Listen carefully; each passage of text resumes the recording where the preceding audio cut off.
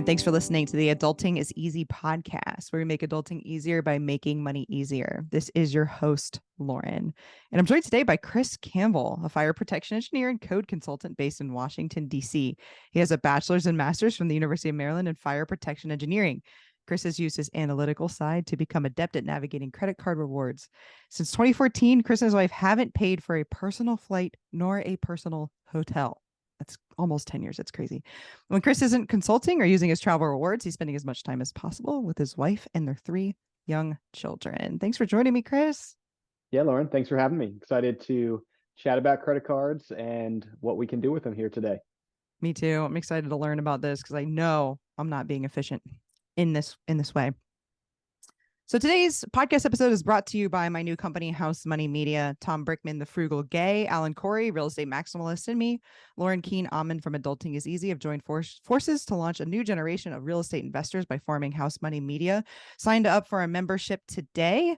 Space is limited at first, so that's at housemoneymedia.com. Real estate content with personality.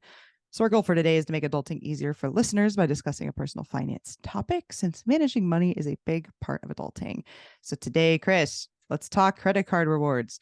I got to know, though, and this is something that is a very hot button topic on social media. How many credit cards do you have? Yeah, so I counted them this morning. I currently have 12 credit cards. 12 credit cards. And is the number of credit cards, is there any number that's good or bad for people? I think it varies. For many people, having too many credit cards could be a bad thing if that's leading you to overspending or not being able to keep track of your finances appropriately. But if you're on top of that stuff, I think having more credit cards can offer you greater opportunities for rewards, for cash back, for travel. So like many good things, they're a good weapon if you know how to use them. Exactly. So rewards, cashback, and travel. Can you explain the differences between those? Sure. So anytime that you have a credit card that has some sort of rewards system, that reward is going to be paid back to you in a few different ways. The simplest way would just be a cash back card, where every time you make a purchase, you're getting a certain percentage back as a statement credit on your credit card bill.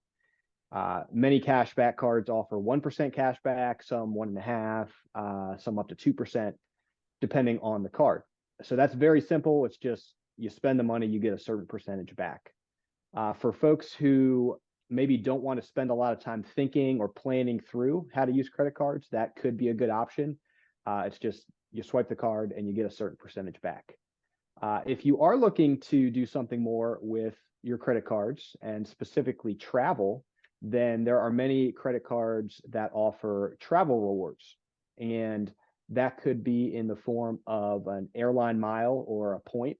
So for like a hotel point, for example, or it could be in a type of point that then you can transfer to various different airlines or hotels. So for example, Chase is one of the biggest credit card issuers in the country, and many Chase cards earn what's called Chase Ultimate Rewards points. And those points can then be redeemed towards travel in a variety of different ways. So they're not necessarily tied to any specific airline or any specific hotel. What I've found is that if you know how to play the game correctly, then the rate of return that you get on your spending when you use these travel rewards cards can be much higher than if you just did a straight cashback card. What do you think the ratio is? Like, do you think it's like 3 times better than a cashback? In some instances, yes. Right. So when I chat with friends, I'm always having friends and family ask me about this. They all seem to know that I got big into the credit card travel game, and they see me going on trips. And eventually they ask, well, how can you do all this? Right. So there's 2 things that are really important to understand when you're considering your rate of return in credit card rewards. Okay. So the first one is, what is the value of the reward that you're earning? Okay. So if you are on a cash back credit card that just gets a certain percentage back, right? The value of those rewards is always 1 cent per point, right? So if you get 1% back and you spend $1, you're going to get 1 cent back, right? So that's very cut and dry. I think everyone can understand that. When you go over to the travel rewards, though, it's not quite so simple. So let me give you an example. If you get a Southwest Airlines credit card and you're going to earn Southwest miles every time you use that. Okay. So one Southwest mile is worth more than 1 cent. Typically, they're around 1.5 to 1.6 cents per mile. Okay. So the value of the currency that you're earning is greater than if you had a cashback card. Okay. The other thing to then consider is what is the rate at which you're earning these points or the cash back. Okay. So going back to the cash back card example, if it's 1% or 2%, that is the rate at which you're earning it. Okay. If you're on the travel reward side, many travel cards will offer you 2 or 3 points per dollar. The biggest one that I've seen specifically for travel rewards is the American Express Platinum card, which offers 5 points per dollar spent on flights, right? So putting that all together, you have your rate that you're earning it, and then you have the value of what you're earning. You multiply those together, that's your rate of return. So a quick example to tie all that together. One of my favorite cards is the Chase Sapphire Preferred card. That earns 3 points per dollar on travel and on dining out. So anytime you go to a restaurant, use the card, you're getting 3 points per dollar spent. I can then use my Chase Sapphire points, and those are specifically called Chase Ultimate Rewards points, to transfer to various partners like I described earlier. So I really like transferring to Southwest or on the hotel side, the Hyatt hotels. And I can make those Hyatt points usually worth 2 to 3 cents per point. Okay.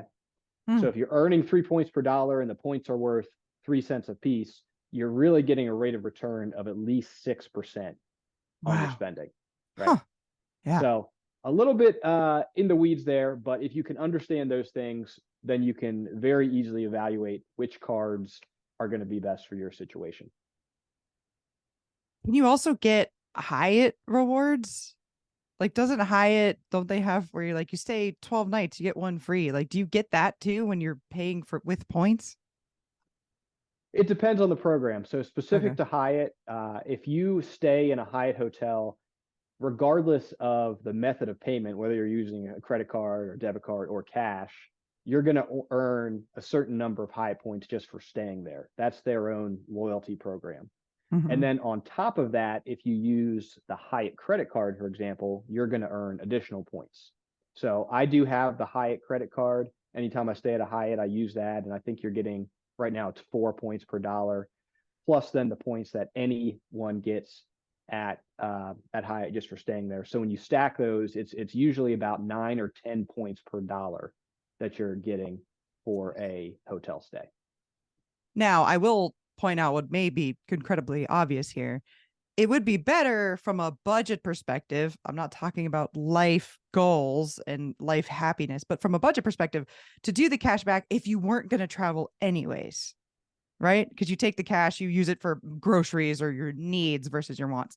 This other side of it, it's like if you were going to travel anyways, then it's definitely the way to go, right? Because like that's incredible. I think so, but that's a really good point, is that many people fall into the trap of they increase their spending because they think it's worth it for these extra rewards.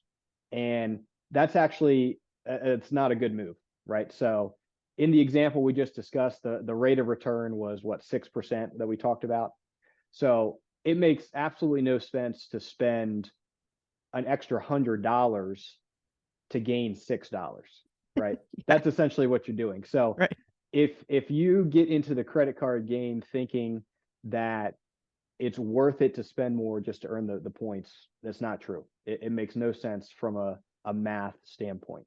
But like you said, if you are already going to be doing that spending, and if you were already planning on taking a summer vacation, for example, then yes, why not maximize your rate of return on that spending that you were already doing? So is that what the 12 credit cards are for? You have this one for when you stay at Hyatt's, you have this one for when you go out to eat, you have this one maybe for gas, or is that really what those are basically for, specific things?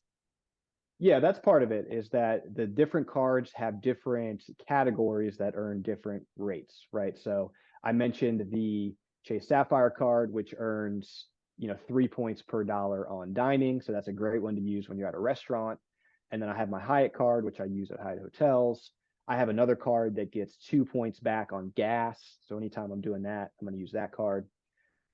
So being able to maximize those bonus categories is super important. Okay. Secondly, many credit cards have a sign up bonus. So when you first open the card and you spend a certain amount of money in the first 3 or 4 or 6 months, whatever it is, you're going to get a big haul of points all at once. So that's a great way to build up your point balance, is to hit those sign up bonuses. And those can be substantial. So many cards right now have a 70 or 80,000 point sign up bonus. I just got an offer just the other day here. So for the Amex business card, I don't know if you can see that, 150,000 point sign up Wow. bonus, right? So Jeez. massive amount of points, for these initial sign up bonuses. Huh. So those can be a great way to, really increase your point values right off the bat. So question about the sign up bonuses. Can you get the sign up bonus in like a year, cancel the card, and then 2 years later get the sign up bonus again? It depends. Some credit card issuers will allow you to do that. Others will not. So for example, Chase credit cards, which I mentioned before, they have cracked down on that a good bit. So they have some stipulations that you can only get the sign up bonus if you have not gotten a previous one in the last like 4 years, for example. Okay. So it does vary by the card, but there is a huge community of credit card rewards enthusiasts online that are trying to maximize their travel through this type of thing. So it's very easy to go online and get some information saying like, can I get this card based on I had it, 2 or 3 years ago, for example. What about annual fees of these credit cards? That would be, I think, something that holds me back from getting them, is like, okay, I'm going to do that thing. I'm going to do this and I'm going to get the rewards. And then in a year, they're going to charge me $100. I'm going to be like, dang it. And is that worth it? Do any of your cards have those? Yes, many of my cards do have an annual fee, and I think that needs to be part of the equation when you're evaluating, is this card good for me? So the first thing I would mention is that many cards with an annual fee also come with additional perks or benefits that help to offset that annual fee. So, for example, the Hyatt credit card that I mentioned earlier, there is an annual fee. I think that one is $95. So I'm paying $95 once a year, but that also comes with one free Hyatt night every year just for having the card. So in essence, you're exchanging the $95 for a free night. In my opinion, that's a pretty good exchange. I know I'm going to stay at Hyatt's numerous times per year, and most Hyatt hotels that I stay at are worth more than $100 a night. So it's an easy trade-off for me. Outside of like a free night, many cards have other benefits, especially the higher end cards. So the American Express Platinum card, for example, that one has one of the highest annual fees out there, but it also comes with numerous different benefits. So for example, the Amex Platinum comes with a monthly Uber credit. So you get either $15 or $20 on your Uber account each month just for having the card.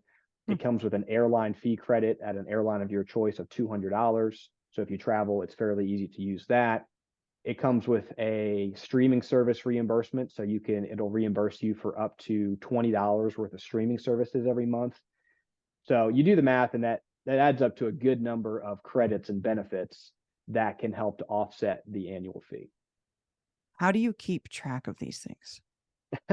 It's a great question. So because I have that many cars, I can't keep them all in my wallet because I don't want a George Costanza wallet that, is impossible to put in your pocket. But yeah, I have just my online logins for all of these cards. And so, for example, all of my Chase cards, when I log into chase.com, you can see all of them on one screen. So that makes it pretty easy to, see how many points you have, what card has an annual fee coming up, that sort of thing. For people who have a lot of cards from different issuers, there are some third-party sites. One of them is Award Wallet.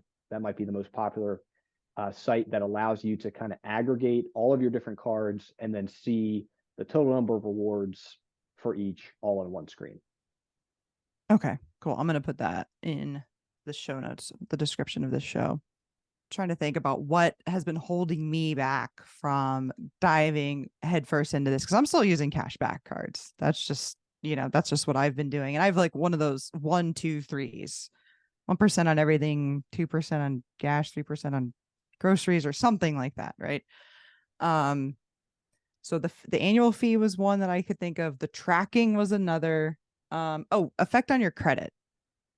Does opening these cards, closing cards, not using cards, what is the effect on your credit of having these things?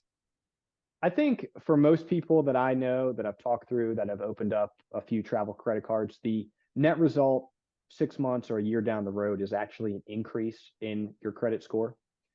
When you make any sort of credit application, whether that's for a credit card or a car loan or any type of loan, there's going to be a initial maybe 5-point deduction in your credit score just for having another inquiry, right? So you take a small step back right off the bat, but one of the biggest factors of your credit score is your credit utilization, which is how much outstanding debt do you have divided by the total amount of credit across all of your accounts.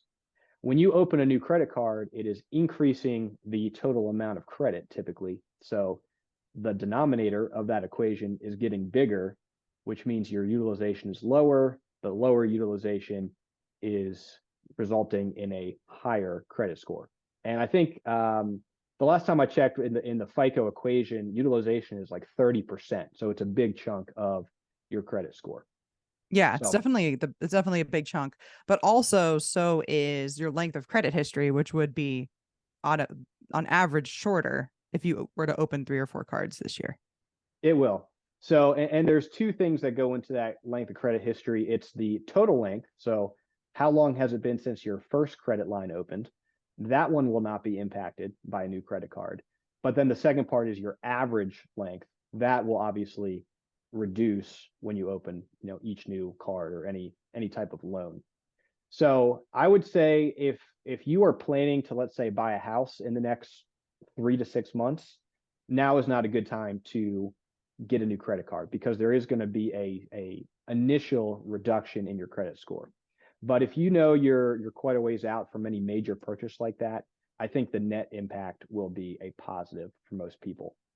One thing that I will mention, this is super important for your credit score and just the whole conversation in general, is that all of these rewards and benefits and bonuses are only worth it if you are paying off your credit card every month.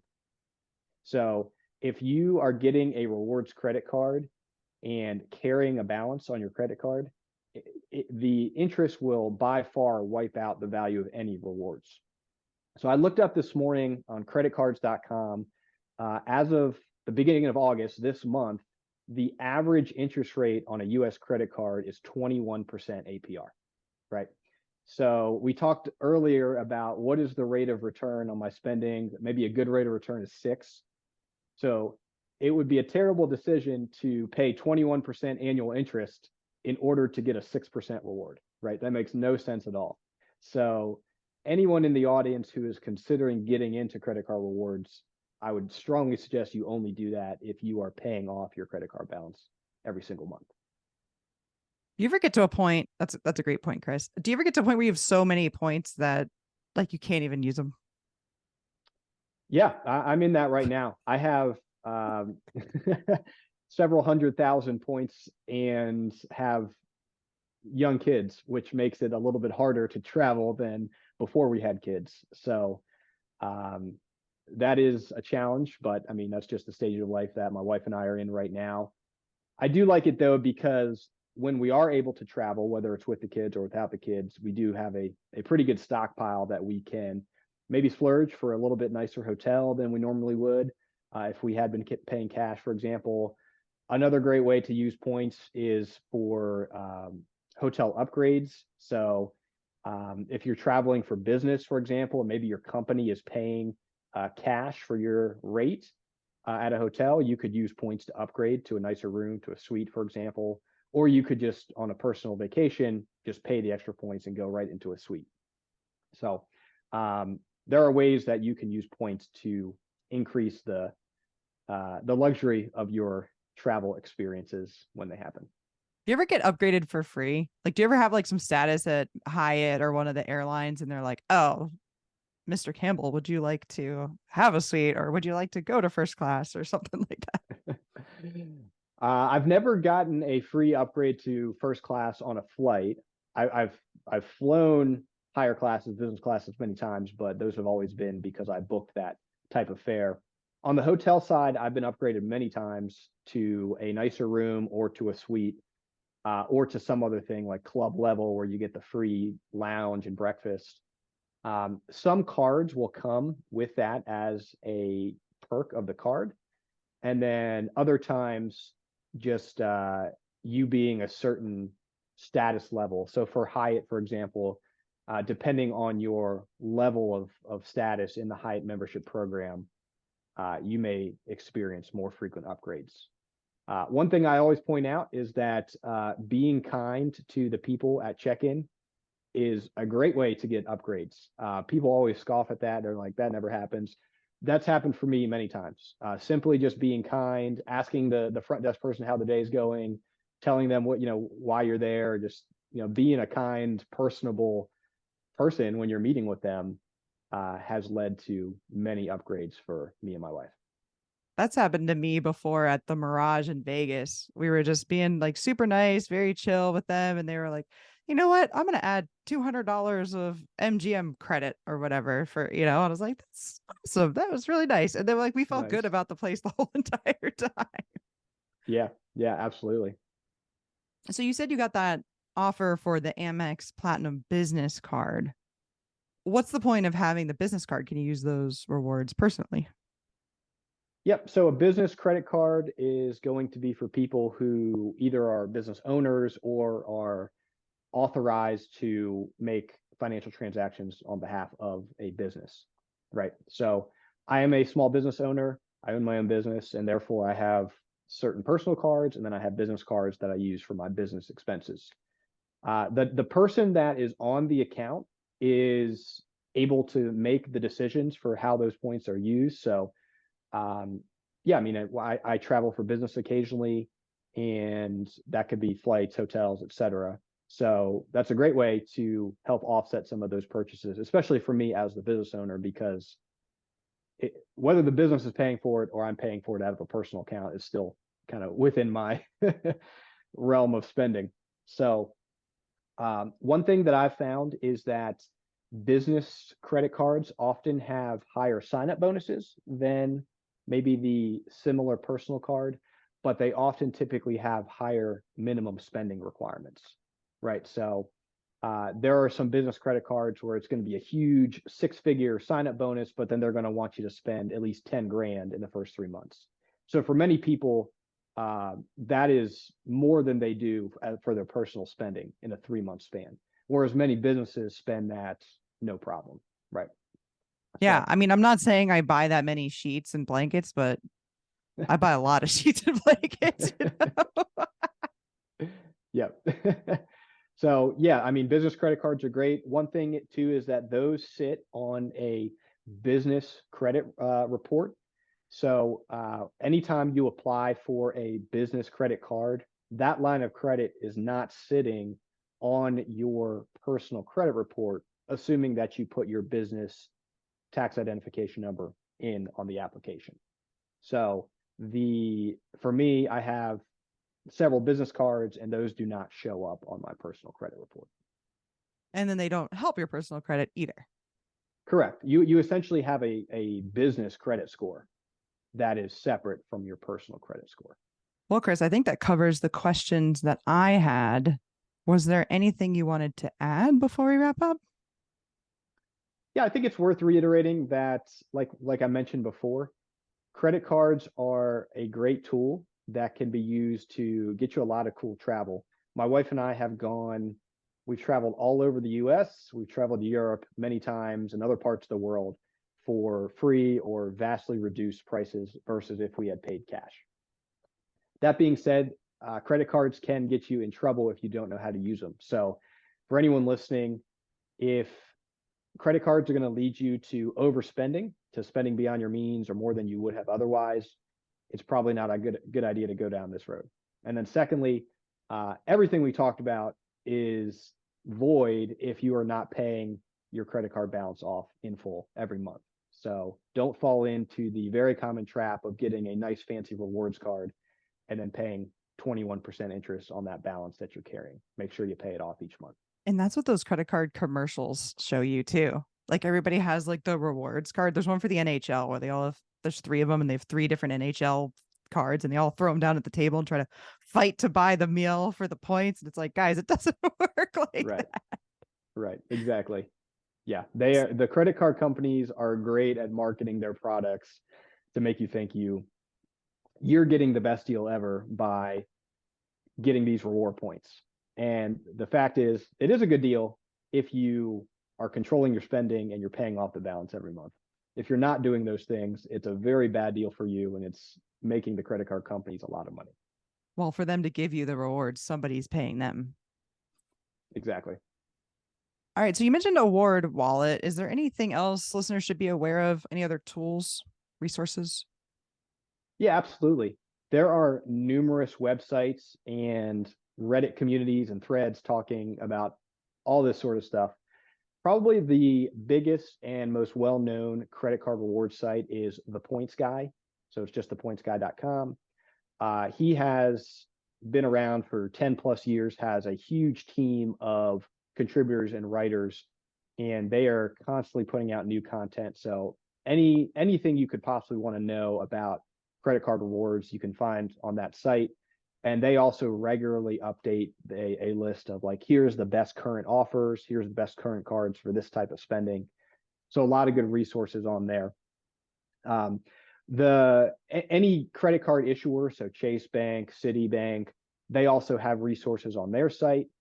Those are typically more business-like, where it's just here's the official terms and conditions, whereas sites like the Points Guy are going to kind of give you a more third-party perspective of here's how we have used these points to take this trip or to book this flight, that sort of thing. Awesome. Okay. I will put all that in the show notes as well. If you guys like this episode, you'll also like episode 102 about credit cards with David Uncommon Yield. He's at Uncommon Yield on Twitter /X. You can find me on Twitter or X at Adulting is Easy, Instagram at Adulting is Easy Real, YouTube at Adulting is Easy. This video will be there. Thanks for listening, everybody. Hopefully, Chris and I have made adulting a little easier for you.